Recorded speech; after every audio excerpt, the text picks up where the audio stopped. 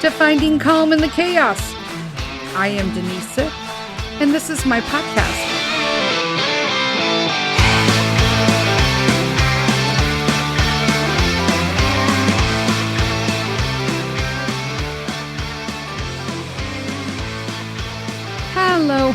Hello, everybody.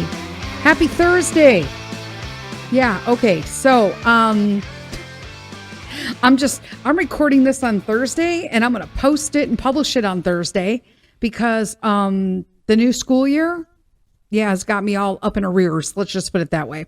It is obviously we are in fourth grade, and that involves a lot more work and a lot more individual work rather than me doing 100% instruction. And we're having a hard time and a little difficulty jumping into that. So I'm in it to win it. We'll find our groove. But until then, I got to figure out when I'm going to record because clearly I'm exhausted. So I have it all planned out time-wise to be, give or take. We don't like to go over 3 hours a day is all that's really needed for fourth grade at home. And it could be less on some days, but on average, we do 3 hours. Okay. I know that's strict. Some people do more. Some people are going to be like, that's all you do. It's homeschool. It's actual instruction, not a bunch of like garbage walking back and forth. I'm just saying, but, it's like serious instruction, but it's just, trying to get into this swing is difficult. And I warned him, of course, everyone's like, well, did you let him know? Yeah, I let him know all summer, all last year before we ended third grade. And every day pretty much up until we started on Tuesday. And it was a surprise, I guess. Like nobody listens to anything I say anyway. So there's that.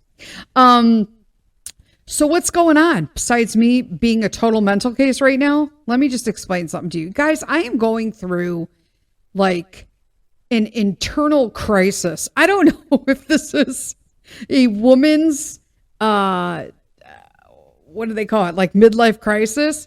I don't think I'm midlife. First off, it would be nice if I was, but going into being that I'm going to be 56 next month, I don't think that's midlife.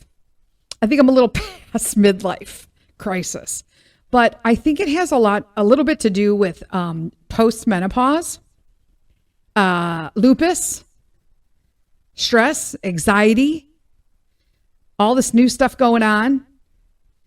My kid's going to be double digits next month too. Like, stop it right now. He's going to be 10. I like look at him and I still see like the little kid with like a fire outfit and big boots. He'd probably still wear it today if I didn't take it away. He was wearing this cute little fire outfit I bought him. It was actually made by firemen from like recycled fire gear. It was adorable. But I got him like the boots and the case and the same material, everything, right? With his name on it. And he wore that till it was so far up his crotch. I felt bad. I'm like, that's gotta be uncomfortable, dude. And I'm not buying you a new one because he still likes to dress up. He still likes to do all this stuff. And I love it. And I still have people who are just like, oh, he's a little naive.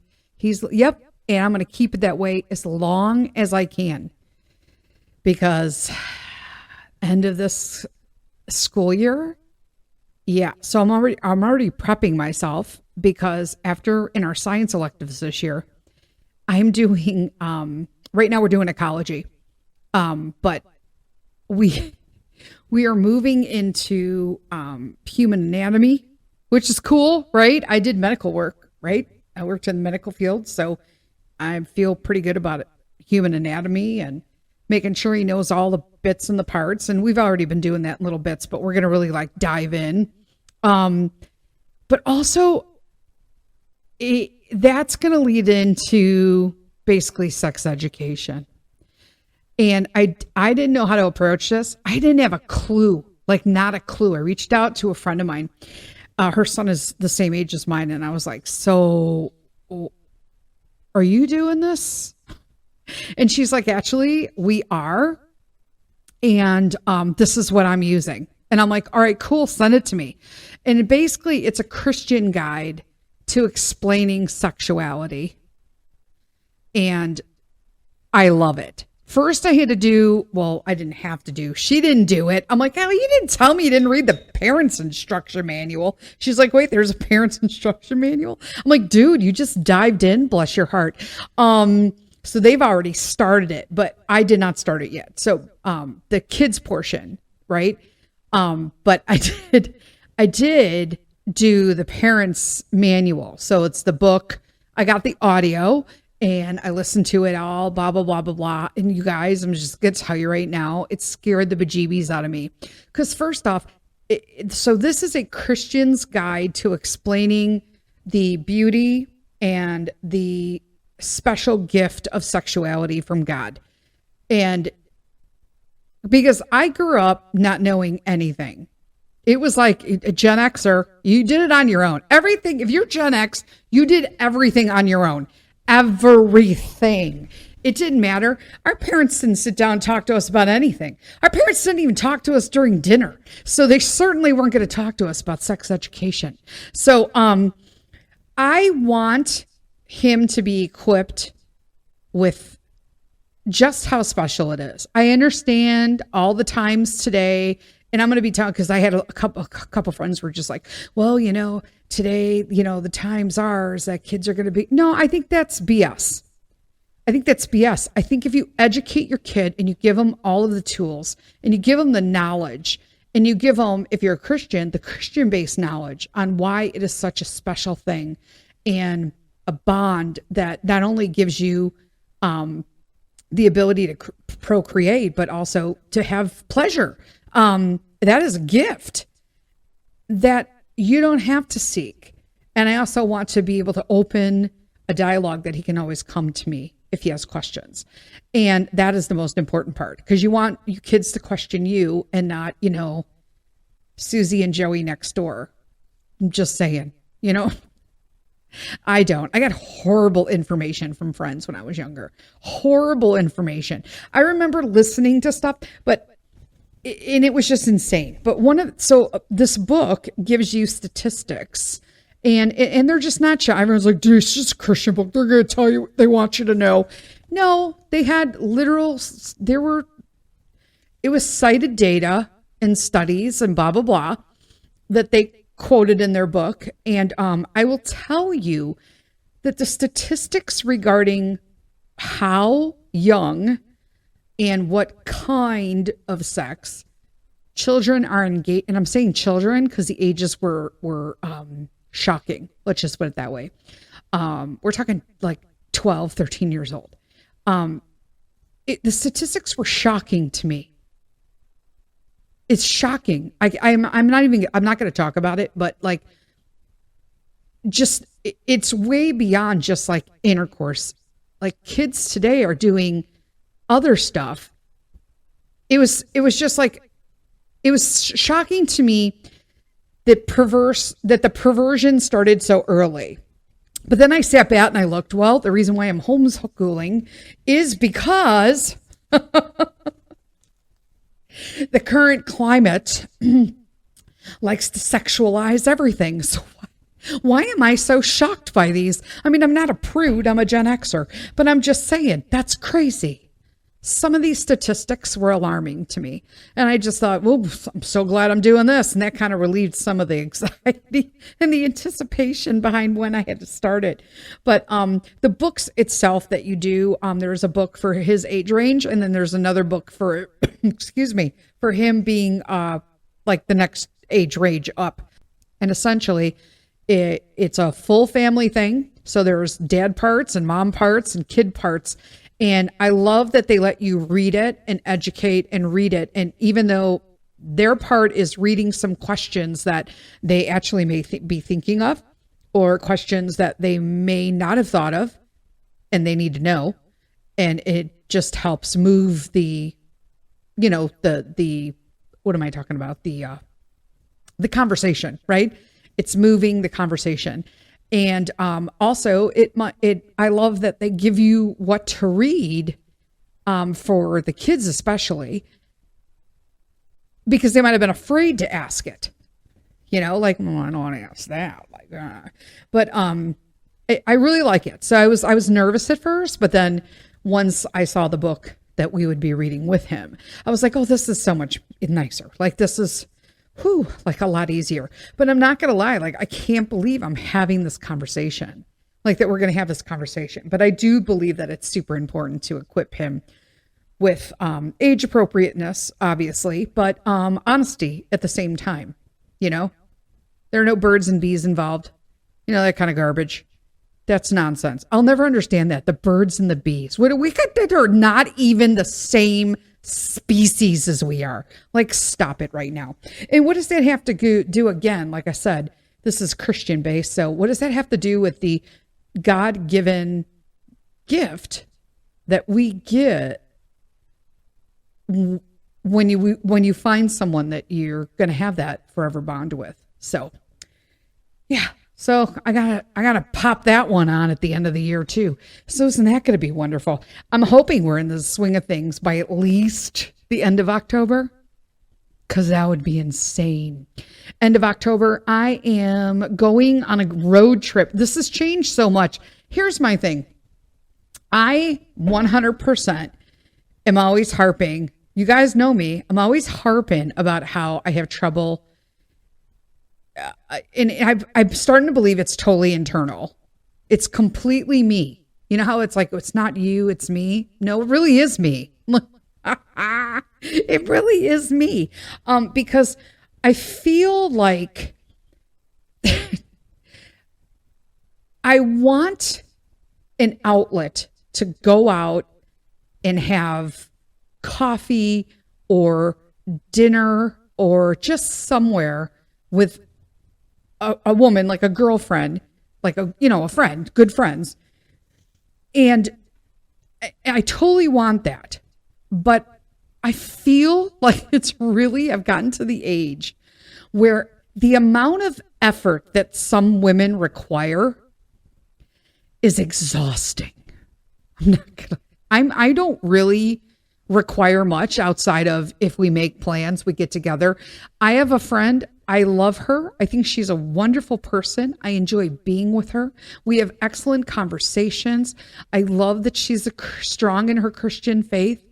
We enjoy her kid, but right now, everything I have planned with her in the last year, not even exaggerating, she is at a 100% cancellation rate. I've asked her if stuff is going on. No, I just want to do this.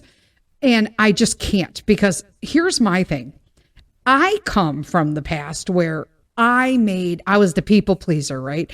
I did everything. I made all the calls. I did this. And I will tell you right now, you learn when you stop making the calls, because you know what? I'm raising my hand. I stopped making the calls, and you'll be surprised how many people will drop off the face of this earth when you stop people pleasing and being the leader. That nobody, if I got to talk to this person, I call them. Yeah, I call them. I call this person. I call that person. There's a handful of people right now that I know just will not call me again if I never call them. And I'm totally okay with that.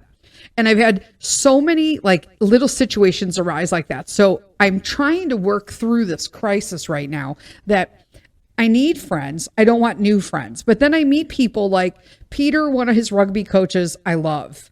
We have a lot in common. It was like me with hockey, her with rugby. Very similar. She's close. She's got kids. I got a kid. She's got multiple kids. You know what I'm saying? But we could meet up. We're doing some stuff together for the team and stuff like that. Cool. All right. I love the time that I can get with her. But it's hard because everybody's running around, right? We're all doing stuff. But when do we I feel like I did this too late, because everyone that I like already has this established base of friends, and I'm like the newbie. So I'm never given first dib. You know what I'm saying? Does it make sense? I don't get first dibs in going out. I'm kind of that. And everybody I do have first dibs with all live in another state or another country. It's pretty sad. But that's what I'm doing. I'm going to see my friend Michelle that moved from Illinois, who didn't move from Illinois to Tennessee, me, apparently. So I'm going to see, for my birthday, I'm going to stay with her. And then my friend Christy, who was in North Carolina, who's now in Tennessee, she's like, so I have one, so the one friend I'm staying with is like in half an hour, like an hour, less than an hour north of Nashville. And then now Christy is like southeast of Nashville, like an hour. And I'm like, okay, so like I'm in between them. She had somebody who was coming in her family during the weekend. I was going to be down there. Now they're not coming. And it's like, it's hard, right? Because I made plans, but then I didn't make plans. And I was supposed to go to Louisiana, but then those plans fell through because something was going on. And I'm like, okay, so did they not want me to go? Am I supposed to go? I don't know anymore. So I'm just kind of doing my own thing. I'm just kind of flying like, which is not normal for me to just kind of loosey-goosey it. It's just not me. So it's been interesting to kind of like go at it. I have so many friends named Michelle. It's like 1 L, 2 L's, therapist Michelle, skinny Michelle, glasses Michelle. It's insane. Michelle was a popular dang name. What else am I doing? So I'm trying in my spirituality path. I'm trying to do things. One of the things is I signed up for a new like devotional app. I like it. I paid for it. You don't have to pay for it, but I wanted the deluxe version to kind of like really get into things. But, I've decided that I am going to read the Bible from front to back, like where I can remember it, because I know I've done this in college, but it was literally so long ago. I don't remember. And I don't know if I like took the time. I wasn't where I was. I wasn't then where I'm at now spiritually. So I feel like I would get so much more meaning out of the Bible. I really, really think that. So I'm going to read it again. And the problem is if I read it again online, I hate reading things online. It's horrible, but I do enjoy the daily devotional. I'm doing a 365 daily devotional, but it's really breaking down. You can customize it as to what you want out of it. And it opens with prayer, and then you have a huge reading, and then you have a quiz, and then you have, Bible lookup, and going through and looking up your verses for the day and interpretation of that. So it's a lot, and I really, really like it. I do. I feel that when I am doing that, I'm at my calmest. I'm at my best, like lost in the Word. Lost in the Word. I know it's a big. People are just like, whatever, Denise, but for me it's just really works, and I feel like I'm still working on, I have no time. I know all you moms out there and women in general, I'm struggling with not having time for me. And I also at the same time, when I don't have time for me and I'm frustrated about it, I'm trying to not fall back into my hissy fits, right? So that's when I go into the rage out, right? I'm acting out. I'm freaking out because nobody's listening to me. So I'm just going to sit in the kitchen and slap stuff around and bang stuff up and just start screaming. And I don't want to do that because number one, it's zero productive. Not a damn person in this house cares about me yelling. Just flat out the truth. So I thought to myself, why am I putting myself in a tizzy when nobody cares? Mr. Sith does not care when I'm screaming. He does not care. And you know what? My son doesn't either. They're just like, she get over it. She's going to have her little fit. She's going to be fine in an hour. She's going to go make herself a cup of coffee or go get it. And then she's just going to sit down, go upstairs and crochet and drink her coffee and then and watch like The Chosen. And then that's it. She'll be fine. And that pattern is exhausting. It is freaking exhausting. And as a result of that, I'm like, okay, so I need to stop doing that. So what am I going to do in lieu of that? This is a big season. I came up with this thing that I was going to crochet it was a personal thing that I was going to crochet for friends. Okay. And nobody was asking me. I'm crocheting things for people that I love or that mean something to me. And then I kind of get your favorite colors or whatnot. And then I'll just make the blanket and give it to you. And then we're done, right? Bye. Boom, boom, boom. The problem is that I also am part of, and some of you may know that listen all the time, is that I'm also part of my friend Brenda Cooper, who wrote God Goggles. She's the author of God Goggles. She lives in Ohio. She also has a ministry that is the Purple Blanket Ministry. So I crochet purple blankets for her to send out to people. And so I'm currently working on a purple blanket. I just finished one. I have a yarn for the personal blanket that came. So I've got I've got purple blankets I need to make, personal blankets I need to make. The food thing, that's another thing. So guys, I'm like cooking food for the boys. And I think a few times Mr. Sith jumped up and he cooked it. In all honesty, I think he cooked it because I was like flat out not going to make them dinner. Because here I am like in the realms of changing the way I'm eating again. But I'm making them stuff I want to eat that I can't. And so here I'm like, oh, it smells so good. Like I want to lick stuff just to taste like the beef on my oil on my hand. Like it's stupid. I'm like, why am I doing this? This is ridiculous. So I've switched it. Guys, if you are not flexible, my friends, in how you do stuff in your dietary world, I had to make this easier for myself.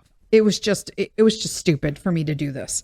So I'm juicing every morning. I'm doing the Kachava shakes for supplementation and stuff like that.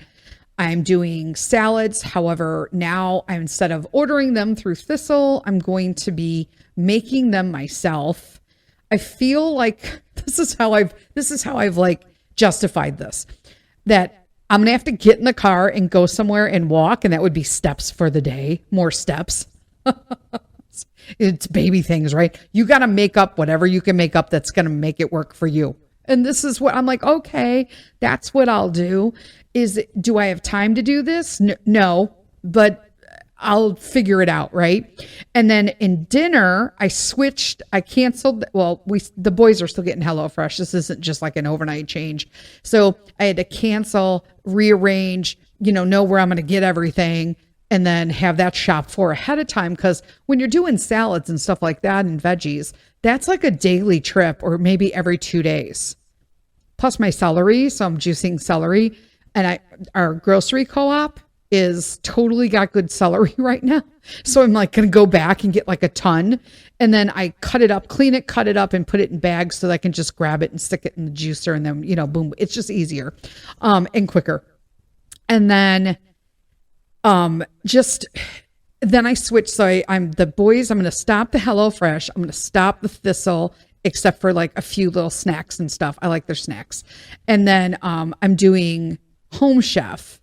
I think it's Home Chef. I don't even know, because I felt like they had better, healthier options, and they had stuff that even if I wouldn't eat it, it was more veggie dense.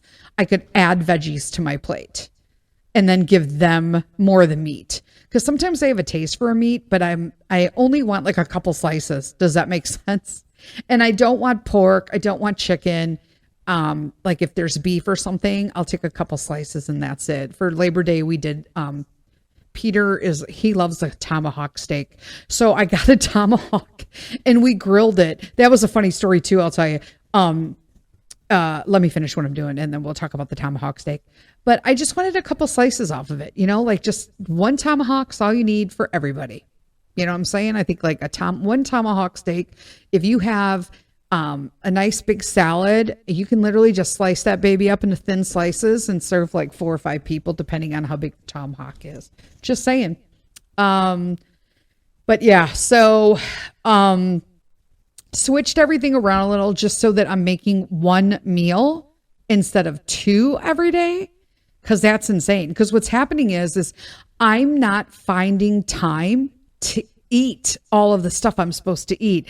When you're doing a heavy, like vegan, like more, not vegan, but plant-based, you have to you eat all day, which sounds like a dream, but I don't have time for that. Like, I honestly, between like the celery juice, I don't like to eat in the morning anyway, except for maybe like a brunch weekend. But to have to like juice and then do all my water with lemon and then do a cachava shake. And then they're like, now eat these protein balls. And I'm like, yeah, nope. You got 3 of them and you're like, oh my God, I can't believe there's only 3 protein balls in the container. And then you're like, I can't even finish one. That's how full you get, because it's just the more satisfying thing. You know what I'm saying? Supplements, all the same, just continuing with that. It's really helped. I can totally tell the difference in my skin and my nails and my hair, like huge with the changes I've made. So that's like a bonus as well. I don't know. I was just like going off there for a sec. We'll take a little quick break for the little sponsor spot from Pete, and then we'll come back and talk about Labor Day. Hi everyone, Peter here. I have something to share with you that's very important to me. Scouting America, formerly known as Boy Scouts of America. Right now, we are beginning our annual fundraising with popcorn sales. You guys know I wrote a book called Popcorn World, and it's one of my favorite snacks. Scouting America uses popcorn sales as a primary fundraising way to support troop activities and provide financial assistance to families. Our popcorn is sold at various price points and flavors, with a significant portion of the proceeds directly benefiting the local troop and the larger council. These funds help recover costs like camping gear, activities, leadership training, and registration fees, making scouting more accessible to families. Don't eat popcorn? No problem. There's an option to purchase popcorn and donate to one of our service members in one of the branches of our military. Last year, I was able to get top seller status in my troop, and this year, my goal is even higher. If you can help support me and my scouting troop, you can order online at http://bit.ly/SITHPOP, Sith-Pop, all capital letters on the Sith-Pop. My mom will put the link in the podcast description box. Get yourself a yummy treat or send one to a service member, and thank you for your support.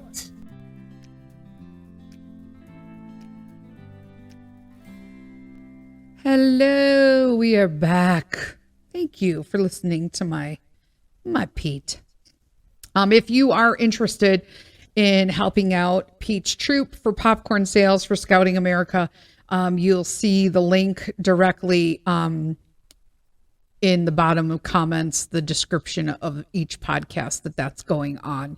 It's only available in the United States of America, and everything can be done online. It'll be shipped directly to your house. And if you don't want popcorn, but you want to contribute to his troop, you can purchase popcorn, like he said, and it'll be donated to a service member in one of our 4 troops, or one of our 4 branches or 5 branches. And isn't there like a Space Force now too? So 6, I don't know, one of the branches of our military, and then you'll get to support them at the same time, and then you don't have to worry about the popcorn. There's that. Labor Day. Did you guys all have a nice Labor Day? Mr. Sith was home, And the yard was finally in a state that I could sit out there. And let me just tell you, before we go into the food thing, I got eaten alive. And I was telling you, they sprayed. So they spray our area and our city for mosquitoes. I don't know if I love it or hate it, in all honesty, because I still get bit by other things. So we have these little green bugs in the red maple, which is literally our deck, over our deck. It's like the umbrella over our deck. And there's these tiny little green bugs that fall out of it.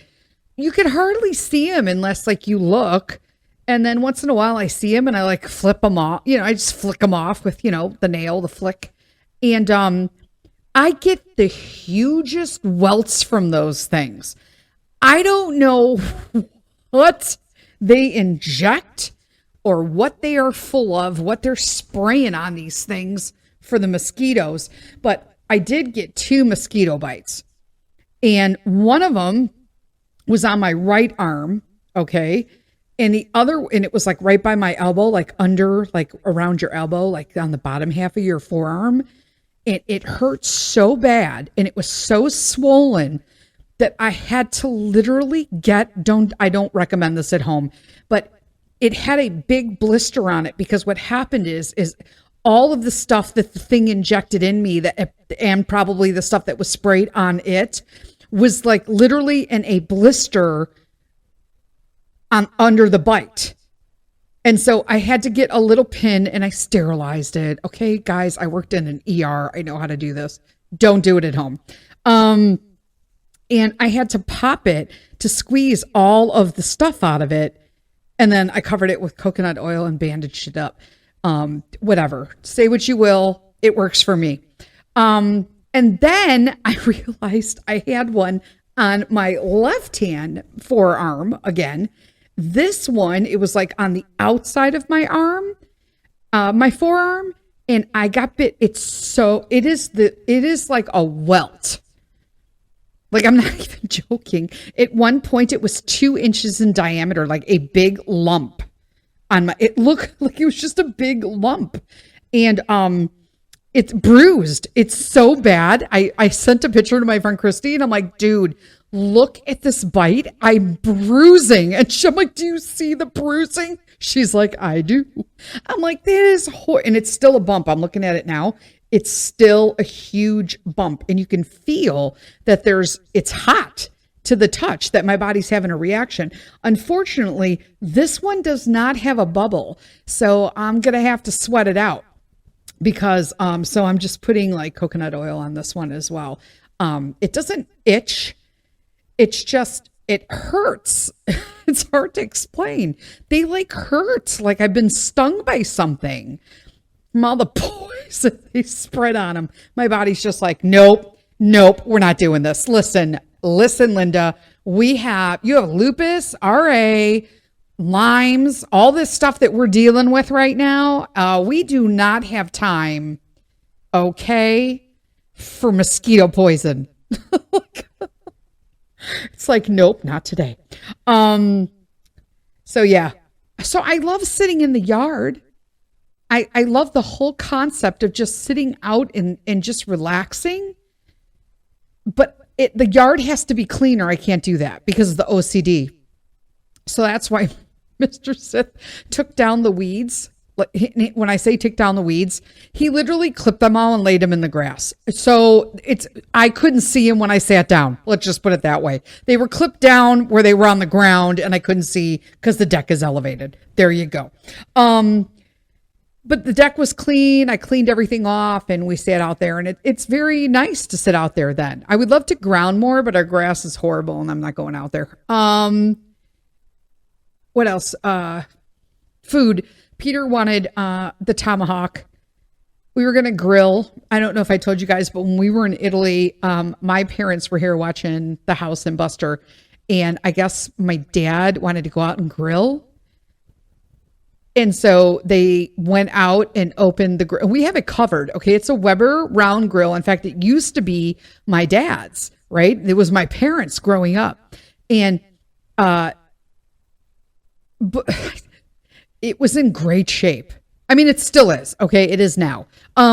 But I didn't realize, I mean, because I'll be honest with you, I do a lot, okay? And if you want me to grill or I'm going to grill, the least you can do outside of like whatever is clean the grill after me. Give it a little clean, a little scrape. I'll usually do that anyway while it's hot.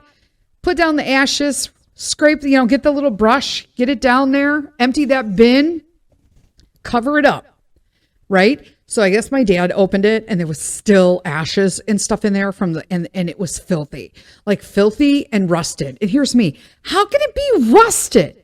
Why are all our grills rusting? What is going on? I'm covering it. I'm cleaning it. What is going on?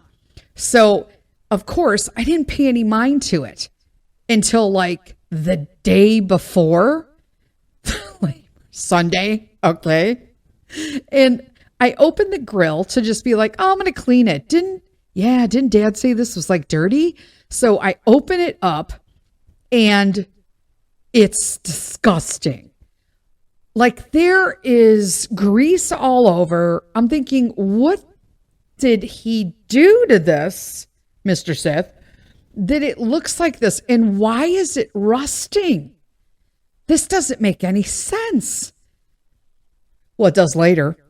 So I tried to clean it in all honesty, because I'm pretty devoted, but it ruined my little happy sponge. You know, the little happy scrubbers. He ruined my happy scrubber. Thank God I have another one. But, I was like, man, look, it was black, like black and greasy. I'm like, nope, nothing's happening. I couldn't even rinse the grease off, even with Dawn peeps. Okay. So I'm like, you know what? I'm just going to see if I can find another replacement grill. Oh, yeah, on a Sunday. So, of course, Walmart carries them, but only if they ship. Target carries them, but only if they ship. Ace Hardware carries it, but they're closed. And they're closed on Monday, too. I'm like, really? This is nonsense. So, I'm like, all right, Amazon, come on, Amazon. So, I find one on Amazon. And then while I'm here, I'm like, you know what? I'm just going to get a nice scraper, like a really nice one, right? So I have nice ones that the firemen do, that one. So I have the fire material. So I have those, but sometimes you need a little scrapey scrape. So I'm like, well, let's get a nice one, because don't use bristles, peep. Don't use bristle brushes anymore, because there have been tons of cases of people who are swallowing bristles that get caught on those grills from underneath. So unless you're cleaning both sides, which a lot of people do not. So here I have now, okay, so fast forward. I've got a tomahawk steak already bought, and I've got it basically just salt and pepper on that baby, because we got it at our local butcher called Butcher on the Block. Amazing meat there. So I have it open in the fridge out in the garage, because you want to kind of like age it. So like air dry it with salt and pepper, and you'll have the juiciest, best steaks. When you have steaks of that quality, you don't need all sorts of junk on it, right? So I've got that out, kind of dry aging for me overnight. I've got wings. We bought wings because they also do wings with different marinades, and they're so juicy because they just sit in those. Oh, they're so good. But we had like, I think it was habanero lime, buffalo, and smoky barbecue. They were delicious, by the way. But I'm like, okay, we were going to have those for lunch. And I'm like, oh, what are we going to do? Like, they're going to deliver today. So it's a prime delivery. So I'm like, okay, this could come. It says it's going to come before 3:15, right? It's going to be delivered by 3:15. We could do this. Okay. So I'll just make the wings like in the oven. That's all. And I'll broil them to get a nice char on them or something, right? So that's what I wound up doing. But then I'm like, here I got this huge tomahawk steak. First off, where am I going to cook that? Like, I need a grill. So we finally got the grill. Of course, it kept getting delayed and it kept getting delayed. And I'm like, we're not going to eat tonight, are we? We're going to have our tomahawk another day, I think. So 5:15, I get the delivery notice from Amazon that they're within 10 stops away. Mr. Sith jumps up in the air. Hungry much? And he starts the chimney, right, for the coals. Because here's another thing people don't know. We can't just cook on that grill top. It has to be burned off for 30 minutes under a full charcoal. Okay? Because of the manufacturer, like oils and plastics that might be on it, right? And the chemicals, they have to be burned off. So that thing's got to go for 30 minutes before I can even cook on it.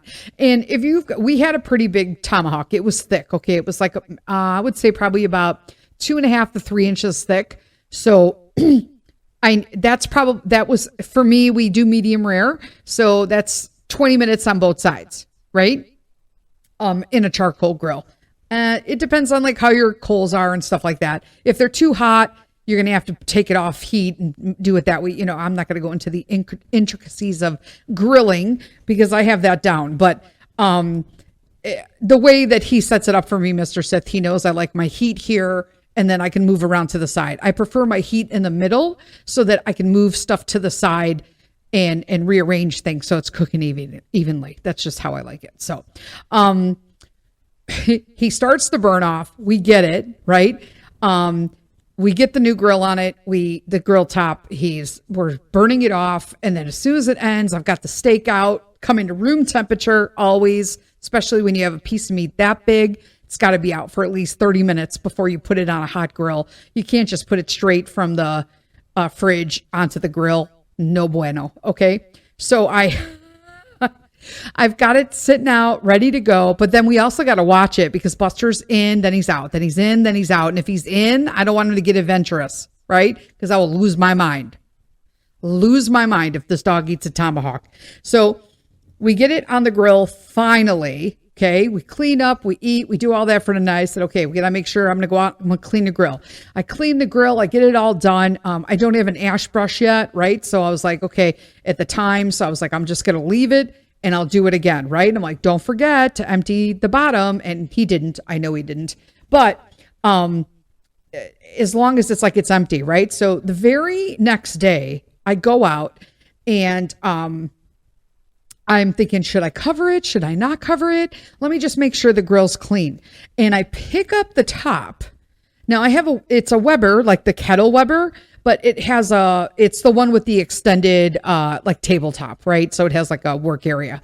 So it's the kettle and then a work area. So I'm like, all right, let's just make sure it's clean. So I open it up and what is sitting on the grill? The stainless steel bowl that I put water in to dip my brushes when I clean. Okay. I fill it up with water just so you have it, right? And the chimney starter, which is also metal on metal. And it's humid all the time, even though it's covered. And here's me. No wonder all the grill tops are getting rusty. I'm like, honest, like I wanted to die. I'm like, are you kidding me, right? It's how frustrating. I'm like, dude, I just bought this. Could you please stop putting metal on top of the grill tops? That's why they're rusting out. I have never bought as many grills in general or grill replacements, okay, electric and charcoal, in the last 13 years, coincidentally, basically the time I've been married to Mr. Sith, than I have in my entire 56 years. It's just, and it was an anomaly. Not anymore. That mystery has been solved. So I'm like, you need to take the chimney and the bowl, and do you see how there is like a rack under it? Yeah, that's where it goes. It goes on that rack. See how that rack is like covered in like a black, like rubber plastic? Yeah, that's because it's rust preventive and you could put it on there. But you can't put that on a stainless steel grill or you're going to like, why? Like he's brilliant. He does all of these things he can do. And it's just like basic things like that. It's unbelievable. But we had a nice Labor Day. It was nice to have him home. And, well, it always is. I always complain about stuff, but I'm trying to turn a new leaf, peeps. Okay. But I do want to bring up something today. I've been kind of teasing and talking to a few people. I'll talk more about it in the next episode. But I just want to give you the situation. So today we had our orientation, meet the teacher, and like the mandatory meeting for our Christian homeschool co-op. And I really love this place.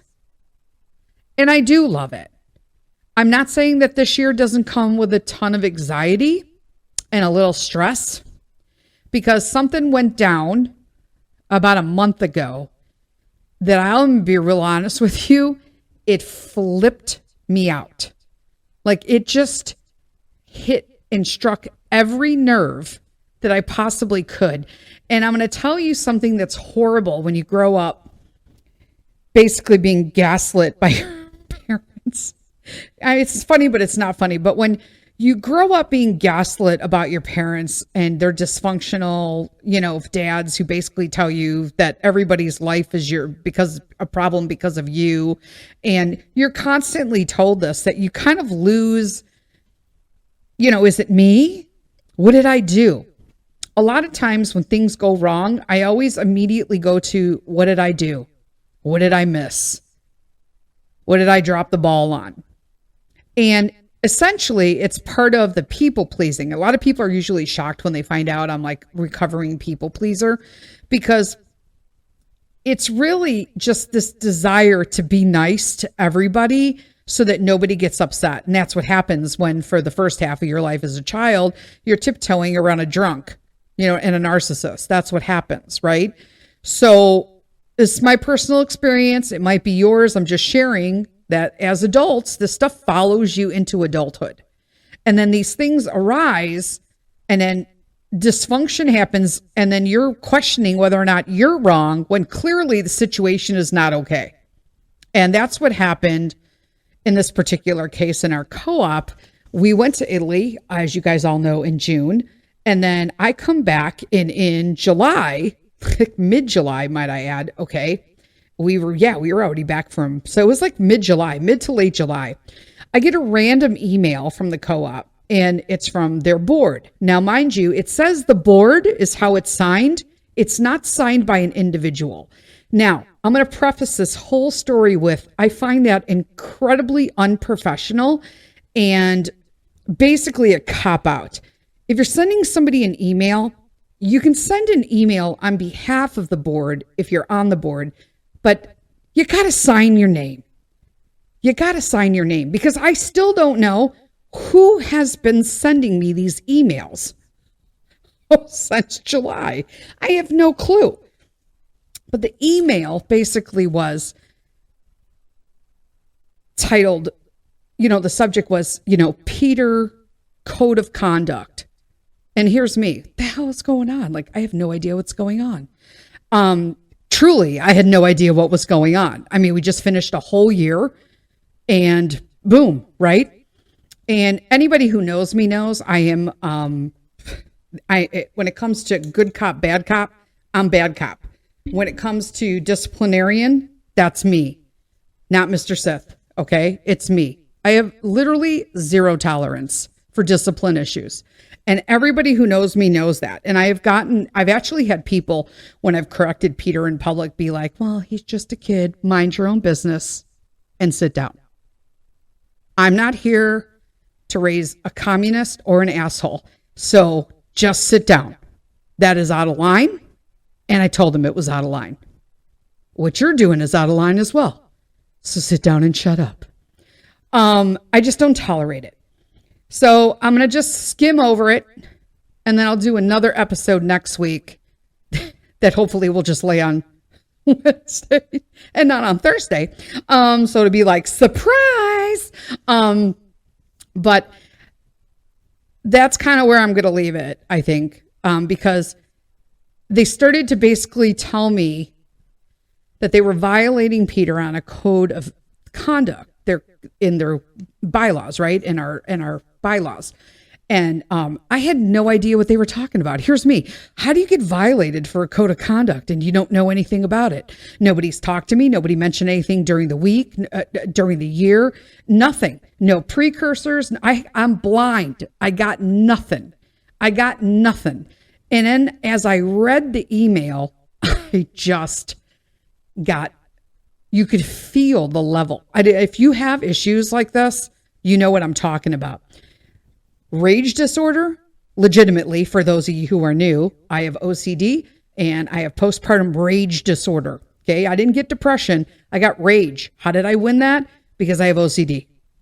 Pretty common if you have OCD that if you get postpartum, you're going to get rage and not depression. So, yeah, which is worse? I don't know, man. They're both pretty poopy. I'm just going to say that. They're both pretty poopy. And as I read this email, I could feel the heat in my body rising because I was so agitated that, in all honesty, had a name been on this email and I knew where they lived, I would have lost my shit. I did lose it, but instead I kept it internal and it was just a poop show. So we'll talk about that more next week. There's a little, I left you with a cliffhanger. So until next week, peeps, you lead with kindness. Bye.